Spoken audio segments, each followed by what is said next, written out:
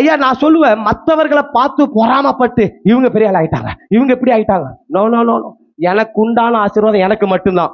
ஐயா அவங்க ஆசீர்வாதம் இவங்க ஆசீர்வாதம் கிடையாது. நான் மற்றவர்களை பார்த்து பொறாமப்படவும் மாட்டேன், வயிற்றெரிச்சலும் பட மாட்டேன். நான் என் கிரியைகளை காமிப்பேன், கர்த்தர் என்னை மாற்றுவார்.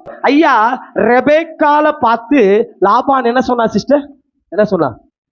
என் சகோதரியே, என் சகோதரியே, கோடா கோடியாய் நான் விசுவாசிக்கிறேன். ரெபேக்காலும் பெருகுனா, ரெபேக்கால் பிள்ளை மூலமா லாபானும் பெருக ஆரம்பிச்சான்.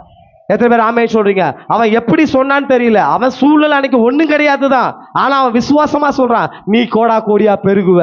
நான் இன்னைக்கு சொல்றேன், நீங்க வாயை திறந்து சொல்லுங்களேன், நீ கோடா கோடியா பெருகுவான்னு சொல்லி ரெபேக்கால பார்த்து சொல்றான்.